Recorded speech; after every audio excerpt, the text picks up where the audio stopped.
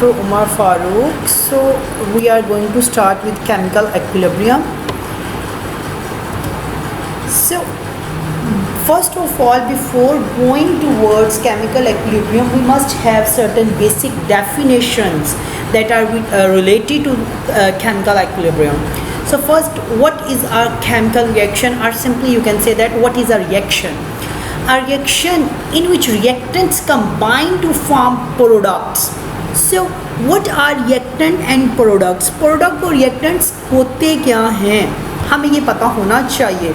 हमने यहाँ पर कहा कि रिएक्शन के अंदर रिएक्टेंट्स कंबाइन करते हैं और न्यू प्रोडक्ट जो है वो, जो न्यू मटेरियल बनता है वो प्रोडक्ट्स कहलाते हैं. ठीक है जी. मसलन वाटर जो है हमारे पास एक प्रोडक्ट है. ये कैसे बनेगा? जब हाइड्रोजन और मॉलिक्यूलर ऑक्सीजन ये रिएक्ट करेंगी और हमें वाटर का मॉलिक्यूल बना देंगी. ठीक है जी. हमारे पास एक केमिकल रिएक्शन है जिसमें हमने रिवर्सिबल रिएक्शन दिखाया है. यहाँ पर hydrogen, molecular hydrogen in gaseous state और molecular oxygen again in gaseous state combine to form water that is in liquid states. So in that particular chemical reaction we have hydrogen and oxygen as a reactant while water is a product. So types of chemical reaction, basically हमारा जो basic topic है वो types of chemical reaction है. There are two types of reactions. एक हम उसको reversible reaction कहते हैं, दूसरे को इरिवर्सिबल रिएक्शन कहते हैं. अच्छा, रिवर्सिबल रिएक्शन क्या होता है? जिसके अंदर प्रोडक्ट एक दफ़ा बन जाते हैं, वो दोबारा रिएक्टेंट्स नहीं बना सकते. जबकि इरिवर्सिबल रिएक्शन क्या होता है? जिसमें रिवर्सिबल रिएक्शन में क्या होगा? प्रोडक्ट्स कंबाइन करेंगे और वो रिएक्टेंट्स बना देंगे. इरिवर्सिबल में क्या होगा कि एक दफ़ा प्रोडक्ट्स बन गए हैं तो वो रिएक्टेंट्स नहीं बनेंगे. जो इरिवर्सिबल रिएक्शन होंगे वो विल डिनोट देम एरो, और इनका जो है वो डबल एरो कहेंगे. अच्छा, अगर हम केमिकल लैंग्वेज में इसमें पढ़ने की कोशिश करेंगे तो इसे हम कहेंगे आफ्टर डबल रिएक्शन. सो अब हमारे पास जो बुक के अंदर हमारे पास एग्जांपल है रिवर्सिबल रिएक्शन की, वो फॉर्मेशन ऑफ हाइड्रोजन आयोडाइड है. हाइड्रोजन आयोडाइड होती क्या है? Hydrogen iodide is a gas. Actually it formed when iodine dust particle combine with hydrogen in a reversible reaction and produce hydrogen iodide. So commonly asked MCQ is that what is the color of iodine? Iodine is of purple color while the color of hydrogen iodide is colorless. That is most frequently asked question in the exams. So what is a chemical equilibrium? Chemical equilibrium is a state in which concentration of reactants exactly become equal to the concentration of products. reactants जो हैं वो products के बिल्कुल बराबर हो जाएंगे.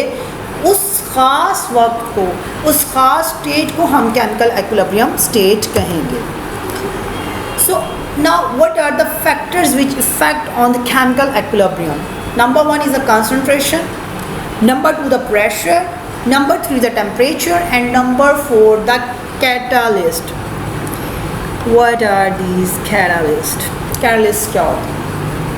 Catalysts basically these are the chemical species which are required to speed up a biochemical reaction. एक biochemical reaction को स्पीड अप करने के लिए जो हमारे पास केमिकल स्पीशीज हम यूज़ करते हैं उनको कैटलिस्ट कहते हैं. जब कंसंट्रेशन वेरिएशंस होंगी तब जो है रिएक्शन चेंज हो जाएगा. Then what is static equilibrium state? That is response to a reaction when the reaction ceases. Ceases का मतलब होता है स्टॉप हो जाना, फुलफिल हो जाना. Static equilibrium is a type of equilibrium in which reaction basically completes, and after completion of reaction it does not recombine to form the reactants. इसके simplest example जो है फॉर्मेशन ऑफ बिल्डिंग्स है. आपने घर लिया, आपने घर लेने के बाद उसको जो है बनाना शुरू कर दिया, और जब आपने उसके लिए ब्रिक्स वगैरह आपने यूज़ करी हैं, तो आपने जब ब्रिक्स वगैरह यूज़ करी हैं तो उसके बाद आप दोबारा उनको रीयूज़ नहीं कर सकते. Why chemical equilibrium is called dynamic equilibrium? Basically there are two types of rate of reaction, forward reaction and reverse reaction. So when the rate of forward reaction become equal to the rate of reverse reaction, the dynamic equilibrium state will be established. दूसरी definition अगर देखते हैं, reaction does not stop, charges of forward reaction is become equal to the changes of the reverse reaction, then dynamic equilibrium state will be established. Okay, so guys, in these slides you must have to write classwork with the date, and you must have to submit the registers in the school after writing of your classwork and homework. So it is very much necessary to write classwork and homework.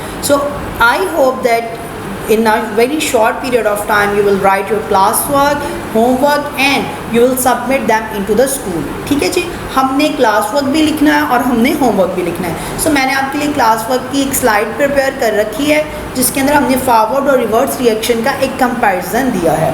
Forward reaction क्या होता है कि जिसके अंदर reactants react करते हैं और product बनते हैं, रिवर्स में प्रोडक्ट रिएक्टेंट्स बना देते हैं.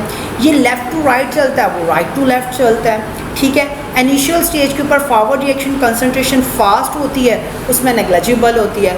फॉरवर्ड रिएक्शन आहिस्ता से स्लो हो जाता है और ये स्पीड अप हो जाता है ग्रेजुअली. ठीक है बच्चों, इसी तरह मैंने होमवर्क में आपके लिए 2 डेफिनेशंस चूज़ की हैं.